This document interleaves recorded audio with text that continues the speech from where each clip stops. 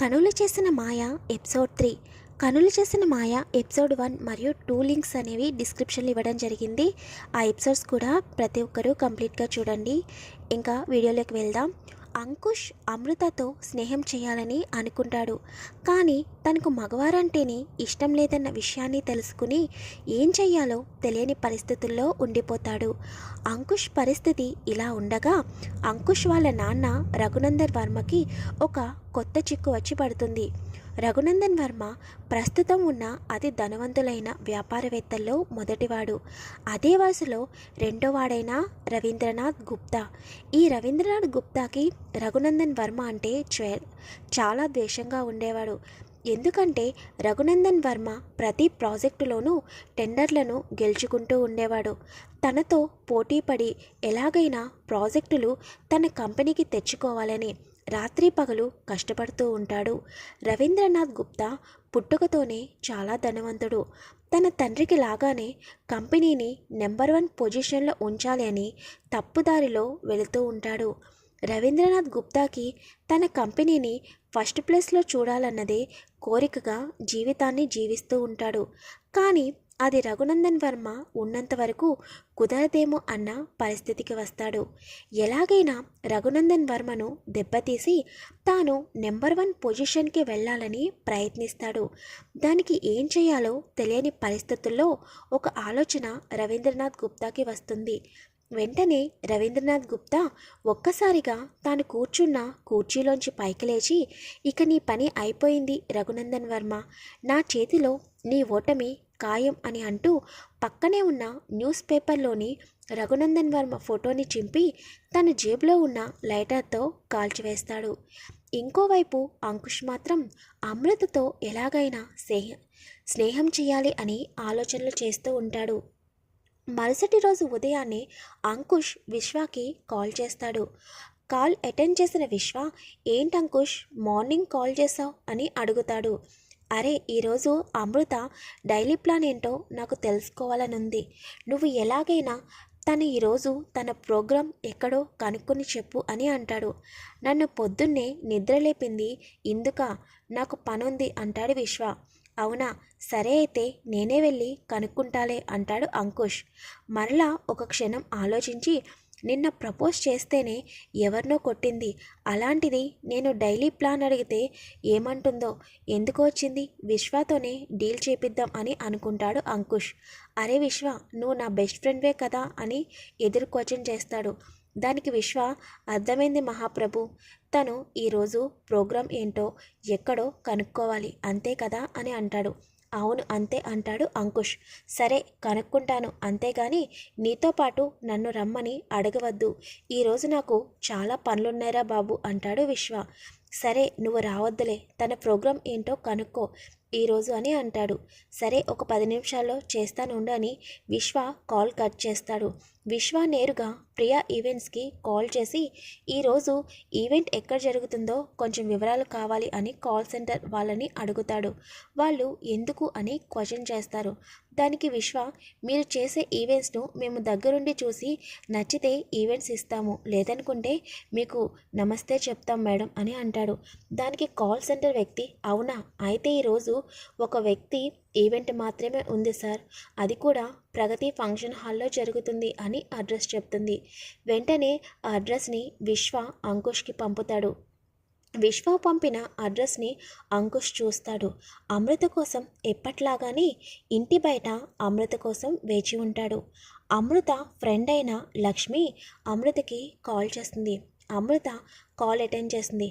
అమృత, నువ్వు ఎక్కడున్నావు, ఇంకా ఈవెంట్ దగ్గరికి రాలేదు, ఇక్కడ పెళ్లివారు కంగారు పడుతున్నారు, నువ్వు త్వరగా బయలుదేరరా, అప్పటి వరకు నేను మేనేజ్ చేస్తాను అని అంటుంది.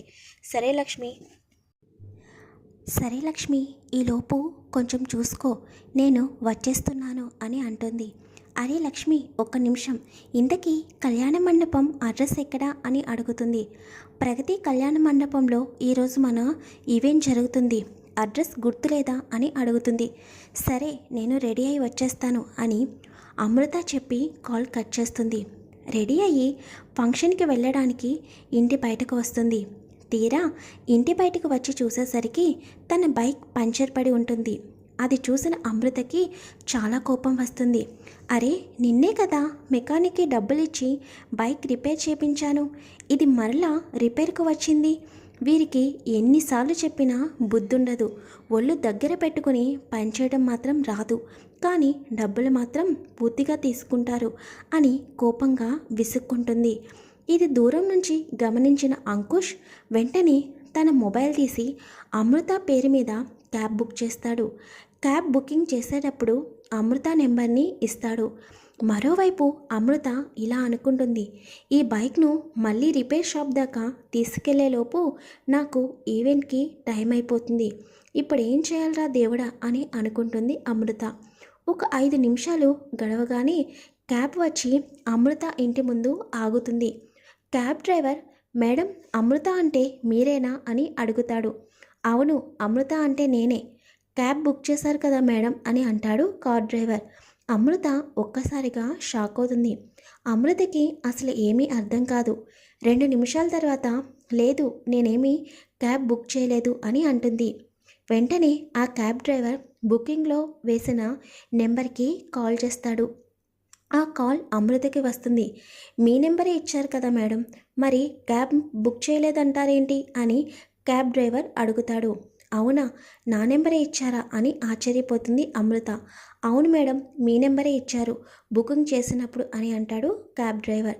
వెంటనే అమృత ఇలా అనుకుంటుంది, ఓహో, లక్ష్మి ఏమన్నా బుక్ చేసిందేమో, ఈవెంట్కి లేట్ అయిపోతుందని అని అనుకుంటుంది. తనకు ఏం చేయాలో అర్థం కాదు. ఒకవైపు బైక్ రిపేర్లో ఉంది, ఇంకోవైపు ఈవెంట్కు లేట్ అయిపోతుంది, మరోవైపు ఈ క్యాబ్ ఎవరు బుక్ చేశారో తెలియదు. అమృత వెంటనే కార్ డ్రైవర్తో డ్రాపింగ్ లొకేషన్ ఎక్కడ సెలెక్ట్ చేశారు అని అడుగుతుంది. దానికి క్యాబ్ డ్రైవర్, ప్రగతి ఫంక్షన్ హాల్ వరకు బుక్ చేశారు మేడం, మ్యాప్లో అని సమాధానం ఇస్తాడు. ఇక వెంటనే అమృత ఏమీ ఆలోచించకుండా కారు ఎక్కుతుంది. సరే పదండి, టైం అయిపోతుంది అని క్యాబ్ డ్రైవర్కి చెబుతుంది. క్యాబ్ డ్రైవర్ వెంటనే కారును స్టార్ట్ చేసి ప్రగతి ఫంక్షన్ హాల్కి బయలుదేరుతాడు. ఇదంతా దూరం నుంచి అంకుష్ గమనిస్తూ ఉంటాడు. ఈలోపు అంకుష్కి ఒక ఫోన్ కాల్ వస్తుంది. అంకుష్ వాళ్ళమ్మ నిర్మలాదేవి అంకుష్కి కాల్ చేస్తుంది. అంకుష్, ఎక్కడున్నావు? మీ మావయ్య వాళ్ళు ఇంటికి వచ్చారు, నిన్ను అడుగుతున్నారు. అంకుష్, ఎక్కడున్నా ఒకసారి ఇంటికి వచ్చి వెళ్ళు అని అంటుంది. వెంటనే అంకుష్, అమ్మ నేను ఇప్పుడు రావాల్సిందేనా అని అంటాడు. ఇప్పుడు నువ్వు వస్తున్నావా లేదా అంకుష్ అంటుంది నిర్మలాదేవి. సరే అమ్మా, వస్తున్నాను అని అంకుష్ ఇంటికి బయలుదేరుతాడు. అంకుష్ ఇంటికి వెళ్తాడు. అక్కడ సోఫాలో తన మావయ్య అయిన విష్ణువర్ధన్ కూర్చుని ఉంటాడు. విష్ణువర్ధన్ని అంకుష్ తన చిన్నతనంలో చూస్తాడు. దాదాపు 20 సంవత్సరాల తర్వాత అంకుష్ విష్ణువర్ధన్ని చూస్తాడు. వెంటనే విష్ణువర్ధన్, అరే అంకుష్, ఎలా ఉన్నావు? చాలా మారిపోయావు, చాలా అందంగా కూడా తయారయ్యావు అని అంటాడు విష్ణువర్ధన్. దానికి అంకుష్ చిరునవ్వు నవ్వుతూ, ఎలా ఉన్నారు మావయ్య అని అంటాడు. విష్ణువర్ధన్, నేను చాలా బాగున్నాను, చిన్న పని మీద హైదరాబాద్ నుంచి వైజాగ్ వచ్చాను అని అంటాడు. అవునా, మంచిది, మీ పని అయ్యేంత వరకు ఇక్కడే ఉండి వెళ్ళండి మావయ్య అని అంటాడు అంకుష్. అంకుష్, నేను అర్జెంటుగా ఒక ఫంక్షన్కి అటెండ్ అవ్వాలి అని అంటాడు విష్ణువర్ధన్. సరే మావయ్య, ఒక్క నిమిషం అమ్మతో మాట్లాడి వస్తాను అని కిచెన్లోకి వస్తాడు అంకుష్. కిచెన్లో వంటలు చేస్తున్న నిర్మలాదేవిని చూస్తాడు. అమ్మ, ఇంత అర్జెంటుగా నన్ను రమ్మన్నది మావయ్యని ఫంక్షన్ హాల్లోకి తీసుకెళ్ళటానికా అని అంటాడు అంకుష్. అవునా అన్న విష్ణువర్ధన్, మావయ్య మనకి చాలా హెల్ప్ చేశారు, అందువల్ల తన పని అయ్యేంత వరకు విష్ణువర్ధన్ మావయ్యతోనే నువ్వు ఉండాలి అని అంటుంది నిర్మలాదేవి. దానికి నేనెందుకమ్మా, డ్రైవర్ నుంచి పంపిస్తే సరిపోతుంది కదా, ఎక్కడ కావాలంటే అక్కడకు తీసుకువెళ్తాడు అని అంటాడు అంకుష్. డ్రైవర్ని పంపించడం వేరు, మన దగ్గర ఉండి గెస్ట్లను చూసుకోవడం వేరు అని అంటుంది నిర్మలాదేవి. తనకు ప్రగతి ఫంక్షన్ హాల్లో ఏదో ఒక ఫంక్షన్ ఉందంట, ఆ ఫంక్షన్కి తప్పనిసరిగా మావయ్య అటెండ్ అవ్వాలి అని అనుకుంటున్నారు, నువ్వు దగ్గరుండి తీసుకెళ్ళు అంకుష్ అని అంటుంది నిర్మలాదేవి. ఎక్కడో ప్రగతి ఫంక్షన్ హాల్లో జరిగే ఫంక్షన్కు మావయ్య అటెండ్ అవ్వాలని అని ఒక్కసారిగా ఆగిపోతాడు. అమ్మా, ఏ ఫంక్షన్ హాల్ అని చెప్పావు అని అంటాడు అంకుష్. ప్రగతి ఫంక్షన్ హాల్ నాన్న అంటుంది నిర్మలాదేవి. అవునా? అయితే నేనే తీసుకువెళ్తాను అని వెంటనే అక్కడి నుండి వాళ్ళ మావయ్య దగ్గరికి బయలుదేరతాడు అంకుష్. విష్ణువర్ధన్ మావయ్య అని పిలుస్తాడు అంకుష్. వీడు ఏ నిమిషం ఎలా ఉంటాడో అస్సలు ఎవరికీ అర్థం కాడు. ఇప్పటి వరకు నేను వెళ్ళను అన్నాడు. వెంటనే నేను వెళ్తాను అని బయలుదేరాడు అని అనుకుంటుంది నిర్మలాదేవి. అంకుష్ విష్ణువద్దతో కలిసి తన కారులో ప్రగతి ఫంక్షన్ హాల్కి బయలుదేరుతాడు. మరి ఫంక్షన్ హాల్ వరకు చేరుకుంటాడా?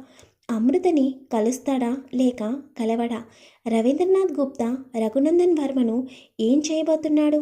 ఎందుకని రవీంద్రనాథ్ గుప్తా రఘునందన్ వర్మ పైన అంత పగపట్టాడు? అసలు రవీంద్రనాథ్ గుప్తా ప్లాన్ ఏమిటి? ఇలాంటి అనేక సందేహాల గురించి మనం నెక్స్ట్ ఎపిసోడ్లో తెలుసుకుందాం. ప్లీజ్ చూసిన ప్రతి ఒక్కరూ స్టోరీ ఎలా ఉందో కామెంట్ చేయండి. వీడియోని లైక్ చేయండి, షేర్ చేయండి, ఛానల్ని సబ్స్క్రైబ్ చేసుకోండి.